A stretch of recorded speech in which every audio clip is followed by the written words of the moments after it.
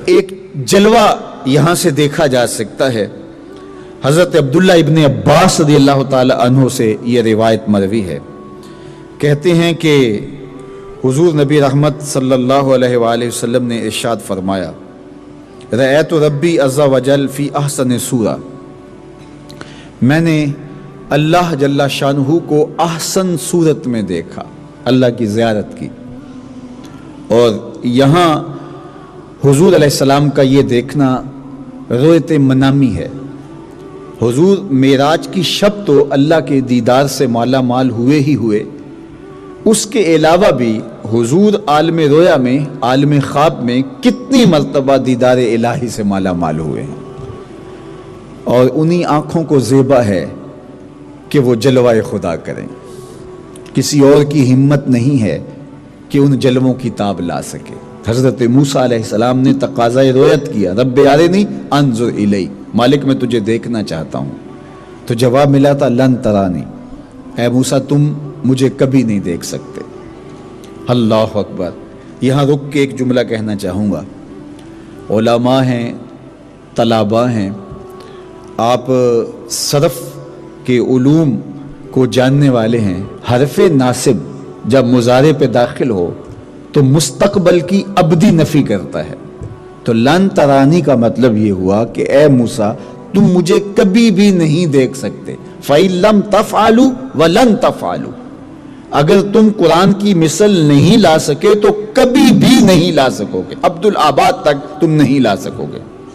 تو لن ترانی کا مطلب یہ ہوا کہ اے موسیٰ تم مجھے کبھی بھی نہیں دیکھ سکو گے۔ تو لفظ کا مفہوم یہی بتاتا ہے، جبکہ عقیدہ یہ ہے کہ قیامت کے دن لوگ اللہ کے دیدار سے مالا مال ہوں گے اور چہرے تر و تازہ ہوں گے دیدار الہی سے۔ تو جب عام لوگ بھی اللہ کا دیدار کریں گے تو حضرت موسیٰ تو پیغمبر ہیں، تو وہ اللہ کے دیدار سے کیوں مالا مال نہیں ہوں گے؟ تو عقیدہ یہ ہے کہ اللہ کا دیدار ہوگا، جنت میں بھی دیدار کریں گے، حشر کے دن بھی اللہ کے دیدار سے چہرے تر و تازہ ہوں گے۔ لیکن یہاں لن ترانی یہ بتا رہا ہے کہ اے موسیٰ تم کبھی بھی مجھے نہیں دیکھ سکو گے۔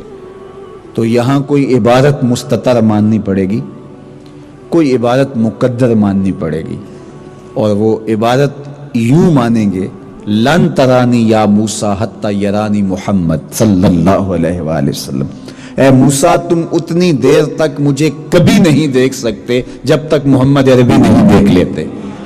گویا میرے جلوہ حسن کا افتتاح نگاہ مصطفیٰ کرے گی، پہلے وہ دیکھیں گے پھر کوئی اور دیکھے گا، اس سے قبل کوئی نہیں دیکھ پائے گا۔ لن ترانی یا موسیٰ، اے موسیٰ تم مجھے کبھی بھی نہیں دیکھ سکتے جب تک چشم مازاغ میرے جلوے کو دیکھ نہیں لیتی، اتنی دیر تک تم کبھی نہیں دیکھ سکتے۔ تو کہا کہ مالک میں تو دیکھنا چاہتا ہوں، لن ترانی۔ جواب آیا، تو یہ تقاضۂ رؤیت بار بار کیوں تھا؟ اس کا کلام سنا تھا، اس لیے تڑپ تھی، جس کے کلام میں یہ لذت ہے اس کے دیدار کا لطف کیا ہوگا۔ تو کہا مالک میں تو دیکھنا چاہتا ہوں۔ کہا اچھا اس پہاڑ کو دیکھو، اگر یہ اپنی جگہ پہ کھڑا رہا تو تم مجھے دیکھ لو گے، ان استقر مکانہ، اگر یہ اپنی جگہ پہ کھڑا رہا تو تم مجھے دیکھ لو گے۔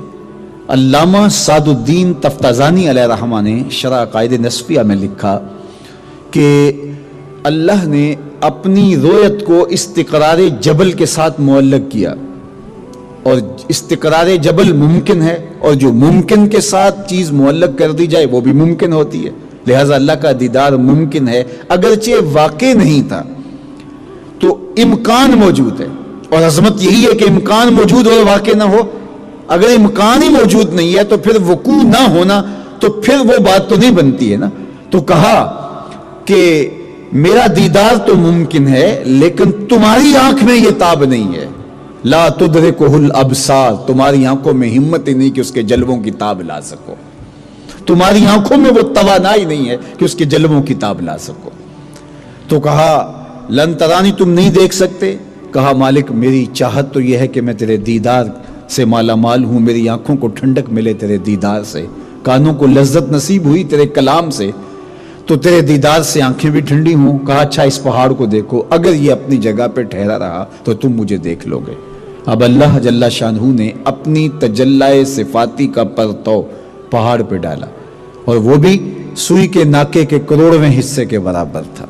तजल्लाए ज़ाती नहीं, तजल्लाए सिफाती। तजल्लाए सिफाती का अक्स, जिल, साया, पर्दो, और वो भी सुई के नाके के करोड़वें हिस्से के बराबर पहाड़ पे डाला, और पहाड़ उसको गवारा न कर सका। तूर जल उठा और वहां से नूर मुनअकिस होके जनाबे मूसा अलैहिस्सलाम पे आया, और वो भी ताब ना ला सके। खर्रा मूसा साइका, कुरान ने बताया ना, हजरत मूसा पर गशी किसी कैफियत आ गई और ज़मीन पर तशरीफ़ फरमा हुए। जब उठे तो कहा, मालिक मैं रुजू करता हूँ, मैं तौबा करता हूँ, जो मैंने तकाजा किया मुझे वो भी नहीं करना चाहिए था। बोल एंटरटेनमेंट के शोज देखने के लिए हमारे चैनल को सब्सक्राइब करें और बेल आइकन पर क्लिक करना ना भूलें।